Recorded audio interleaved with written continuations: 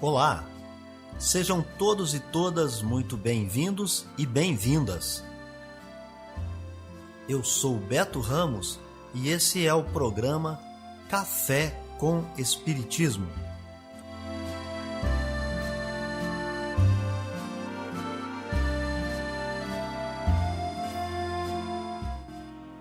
Um programa diário que aborda temas da filosofia, de conhecimentos gerais e de espiritismo.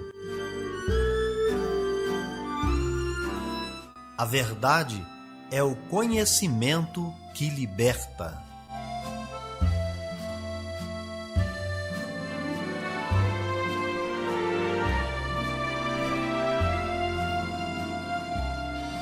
Sejam todos e todas bem-vindos e bem-vindas. Hoje é quinta-feira e está no ar Café com Espiritismo. Notícias, informações, dicas importantes e mensagens você acompanha só aqui no Café com Espiritismo. E nós já trazemos para vocês as efemérides, os fatos históricos, as personalidades e o dia na história.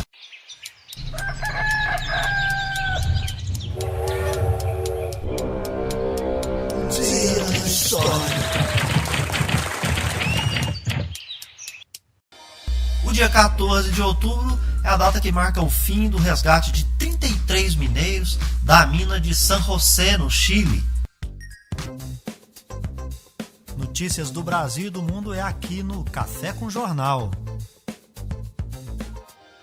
Após 3 adiamentos, a Justiça Militar começou a ouvir as testemunhas de defesa dos 12 acusados de matar o músico Evaldo dos Santos e o catador de recicláveis Luciano Macedo. A Justiça Militar vai analisar o que aconteceu em abril de 2019, quando 62 disparos de fuzil e pistola atravessaram o carro de Evaldo dos Santos, que estava a caminho de um chá de bebê com a família em Guadalupe, zona norte do Rio. Luciano Macedo também foi atingido quando tentava socorrer a família do músico. Ele chegou a ser levado para um hospital, mas morreu dias depois. O caso aconteceu durante uma ação de patrulhamento do Exército na área da Vila Militar, na capital fluminense. Os acusados chegaram a ser presos e falaram que realizavam uma perseguição policial e que houve troca de tiros. Os militares foram denunciados junto à Justiça Militar da União por homicídio qualificado e omissão de socorro, já que não teriam prestado assistência às vítimas. A viúva de Evaldo dos Santos, Luciana da Costa, passou mal e precisou ser atendida por uma equipe médica. Antes, no momento da entrada dos acusados no tribunal, ela disse esperar que a justiça seja feita.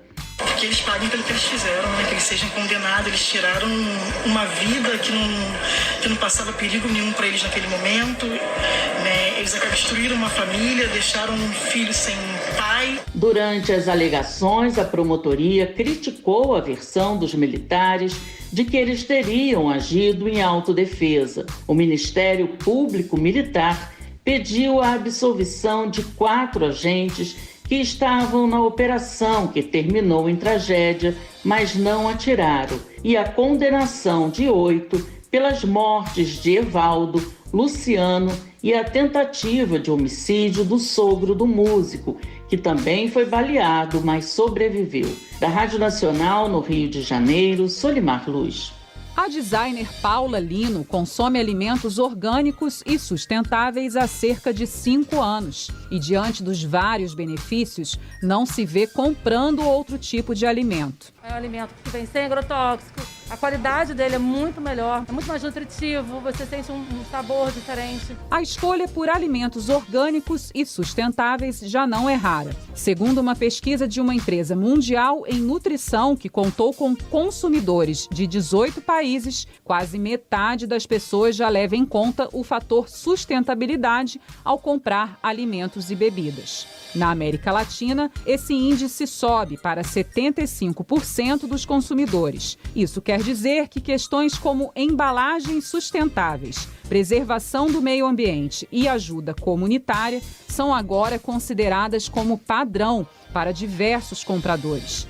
A vice-presidente de marketing de uma empresa mundial em nutrição, Virginia Traude, aponta os principais fatores que fazem o consumidor buscar esse tipo de produto. A questão da preservação da atmosfera e do meio ambiente, a saúde e nutrição dele mesmo como indivíduo, se esse produto vai fazer bem para ele como indivíduo. Depois nós temos a embalagem e um outro aspecto importante é a proteção e o bem-estar animal. O aumento do consumo, além de desconstruir mitos, como achar que alimento orgânico e sustentável é sempre pequeno ou caro, ajuda a construir um mundo mais saudável e responsável. É o que pensa a designer Paula Lino. Não é tão caro assim. O caro vai ser a farmácia daqui a alguns anos. Acho que seria bom para todo mundo, para o meio ambiente. A crescente demanda da sustentabilidade gera também uma oportunidade para os produtores locais, que são valorizados nesse tipo de mercado. Da TV Brasil, no Rio de Janeiro, para a Rádio Nacional, Aline Barbosa. A prisão de uma moradora de rua por furto de alimentos em um mercado de São Paulo foi revogada nesta quarta-feira pelo ministro do STJ, o Superior Tribunal de Justiça, Joel Ilan Paciornik. A decisão do magistrado foi baseada no princípio da insignificância. A mulher foi presa em flagrante no dia 29 de setembro após furtar 2 pacotes de macarrão instantâneo, 2 refrigerantes e um refresco em pó, avaliados em R$ 21. O caso gerou repercussão nacional. Para o ministro, a manutenção do inquérito policial não se justifica devido à lesão ínfima do furto e o estado de necessidade da mulher. Ao converter a prisão em preventiva, a magistrada da primeira instância considerou que, como a acusada já havia cometido outros furtos, a reincidência impediria a aplicação do princípio da insignificância. A Defensoria Pública recorreu ao Tribunal de Justiça de São Paulo, que também negou o habeas corpus, levando a defesa a entrar com recurso no STJ. Ao defender a soltura da ré, o relator do Superior Tribunal de Justiça argumentou que os bens furtados representam menos de 2% de um salário mínimo e, segundo a mulher detida, foram subtraídos para matar a fome. A Defensoria Pública de São Paulo, que atuou a favor da acusada, alega que desde 2004 o Supremo Tribunal Federal adota o princípio da insignificância para esses casos, mas que nem sempre ele é aplicado nas instâncias iniciais do judiciário, havendo outros casos de réus que respondem presos a essas acusações. Da Rádio Nacional, em Brasília, Lucas Por Deus Leão. Viver bem. Dicas de como conviver harmoniosamente em todas as fases da vida. Para você que busca sua melhora individual, temos dicas de esportes, alimentação saudável, leitura edificante, hábitos espíritas e profissões. Viva bem e favoreça sua saúde física, mental e espiritual. Confira agora 5 dicas para você cuidar da sua saúde mental, para você lidar com essa sobrecarga de emoções que uma crise como a desse coronavírus podem lhe auxiliar a aliviar o estresse que a pandemia de Covid-19 pode causar. Em um momento delicado como este, é preciso cuidar bem não só da saúde física, mas também da sua saúde mental. Respire, faça uma pausa, cuide-se. É muito importante reservar um tempo para si mesmo. Dê uma pausa, relaxe e alimente sua mente com atividades pequenas e alegres. Até parar e olhar o céu é um bom exemplo. Procure técnicas de relaxamento muscular. Respire profundamente, medite, alongue-se. Muitas são as técnicas que podem te ajudar a aliviar a tensão corporal. Procure a que você mais se identifique e pratique-a regularmente. Tome cuidado com o excesso de informação. Mantenha-se informado e atualizado, mas tenha cuidado para não se sobrecarregar com excesso de notícias. Confie nas orientações fornecidas por organizações de saúde. Pratique exercícios e cuide de sua alimentação. Saúde física e mental andam sempre juntas. Tente manter uma dieta saudável, fazer exercícios físicos em casa e dormir bem. Se preciso, procure ajuda psicológica. É natural sentir ansiedade, estresse ou outras emoções que consomem. Mas se isso não melhorar com o tempo ou até mesmo piorar, procure ajuda profissional. Amor à sabedoria. Está no ar o Filosofando. Para todo aquele que pesquisa, lá no Evangelho segundo o Espiritismo você encontra resumo da doutrina de Sócrates e Platão. Nessa semana nós trazemos para você esse resumo. De duas uma, ou a morte é a destruição absoluta, ou é a passagem de uma alma para outro lugar. Se tudo deve se extinguir, a morte é como uma dessas raras noites que passamos sem sonhar e sem nenhuma consciência de nós mesmos.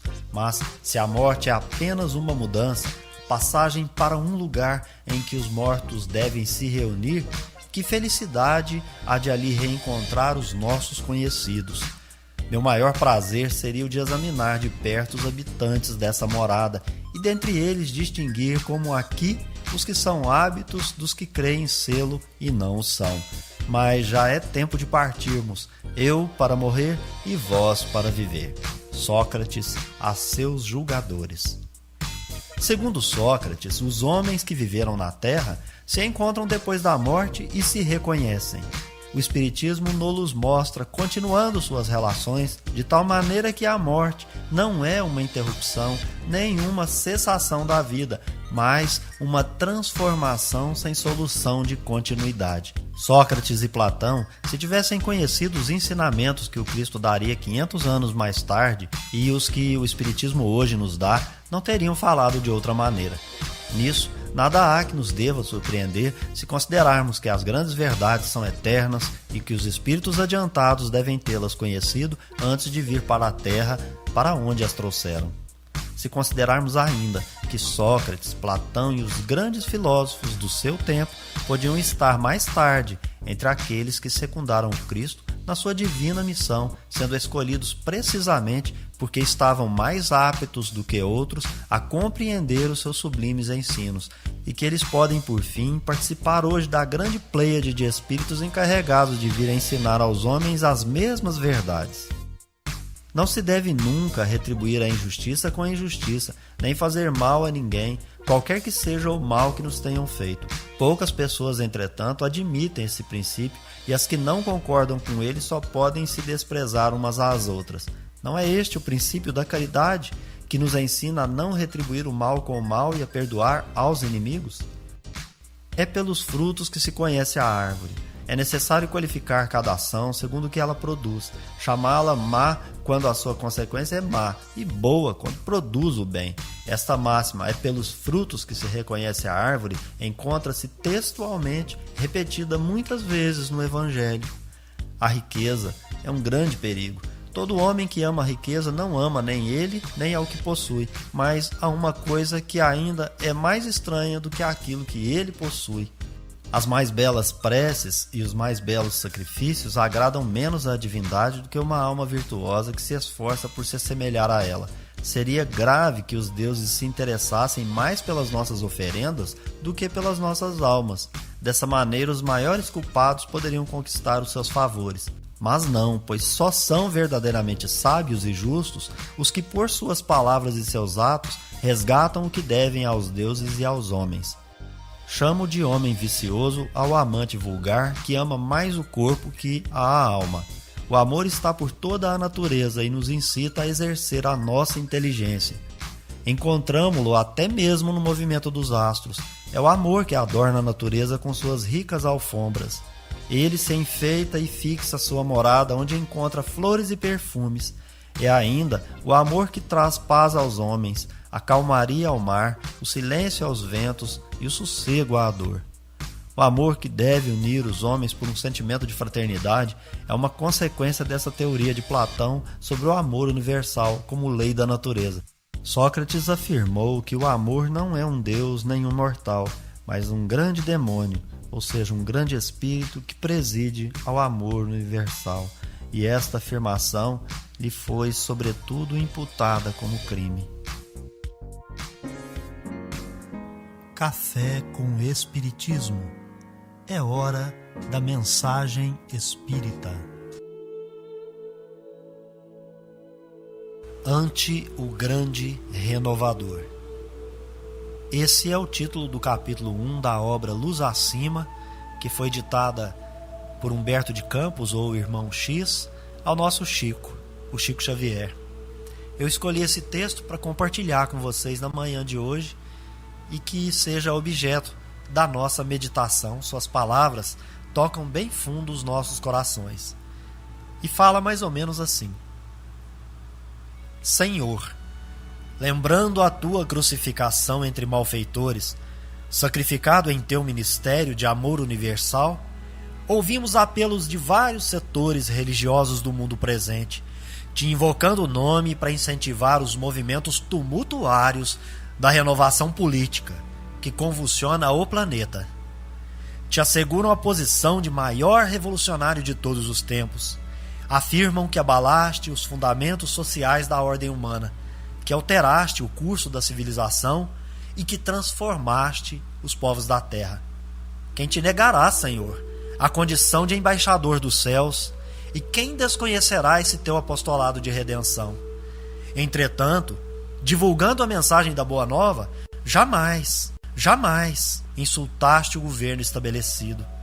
Amigo de todos os sofredores e necessitados, nunca congregaste os infelizes em sinistras aventuras de ódio ou indisciplina. Te aproximavas dos desamparados, lhes curavas enfermidades, lhes ensinava o caminho do bem, lhes estendia as mãos benfeitoras e diligentes. Te dirigindo à massa anônima e desditosa, infeliz, em nome do Eterno Pai, não preconizastes movimentos armados de desrespeito às autoridades legalmente constituídas.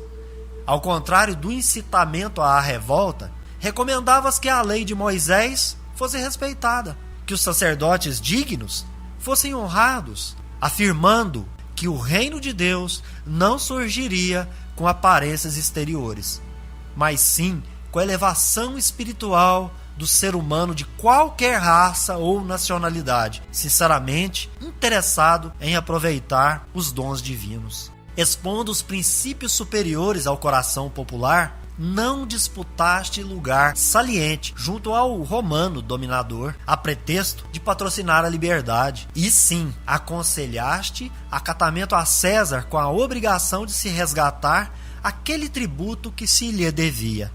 Erguendo novas colunas no templo da fé viva, conclamando mãos limpas, corações puros ao serviço do céu, não desprezaste a legião dos pecadores e criminosos que se abeiravam de ti, sedentos de transformação para a tarefa bendita. Não falastes a eles de uma tribuna dourada, acentuando fronteiras de separação. Comungaste com todos no caminho da vida a pleno chão, abraçando leprosos e delinquentes avarentos e rixosos, homens e mulheres infelizes. Não impunhas, no entanto, qualquer compromisso que envolvesse a administração dos interesses públicos, nem traçavas, com palavras astutas, qualquer insinuação ao desespero.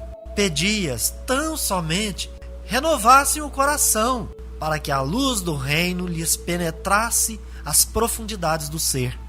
Sustentando o sublime ideal de obediência a Deus, nunca ordenaste morte ou punição aos companheiros menos corajosos. Suportaste as fragilidades dos discípulos mais queridos, confiando no futuro, certo de que, se podiam faltar a ti nos instantes mais duros, não falhariam com o Pai nas grandes horas, desde que não te desanimastes na semeadura da fraternidade e da proteção pelo teu esforço na palavra e no exemplo em teu círculo educativo. Se confiavas num mundo vasto onde reinaria a solidariedade nas relações humanas, jamais tentaste apressar diretrizes absolutas pelo império da força. Começaste sempre a propaganda dos propósitos divinos em ti mesmo, revelando o próprio coração, cultivando o trabalho e a esperança, com suprema fidelidade ao poder mais alto, que marcou a estação adequada à semente e à germinação, à flor e ao fruto. Em momento algum, mobilizaste a violência, alegando necessidade de serviço superior. E em todo o teu apostolado jamais desdenhaste o menor ensejo de amparar o próximo, o edificando. Para isso, abraçaste os velhos, os doentes, os deserdados, os tristes, os aleijados e as criancinhas.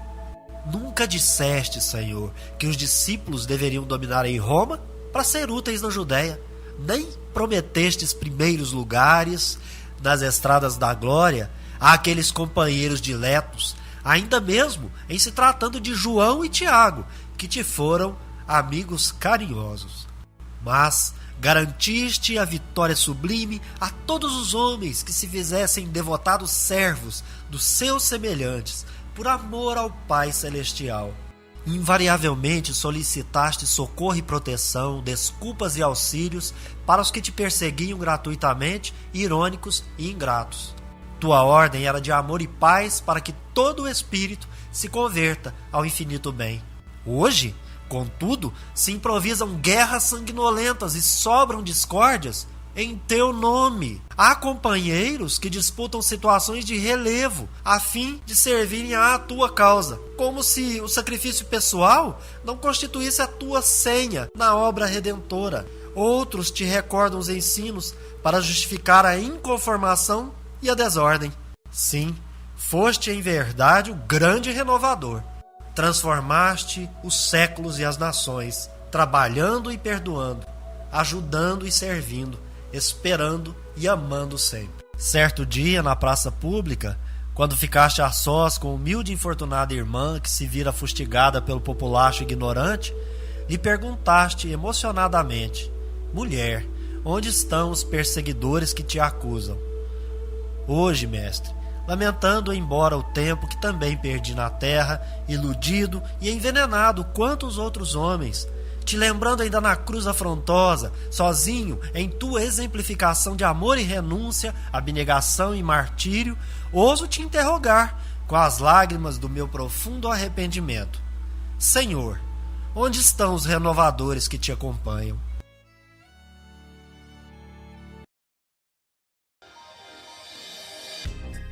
É isso então, pessoal. Se inscreva no nosso canal, deixe sua impressão em comentário. Um forte abraço e até o próximo Café com Espiritismo. Fui! Este foi o nosso programa Café com Espiritismo. Um oferecimento de Instituto Revelare. Se inscreva em nosso canal, acione o sino das notificações e se torne membro para apoiar os projetos. Nós nos encontramos no próximo episódio.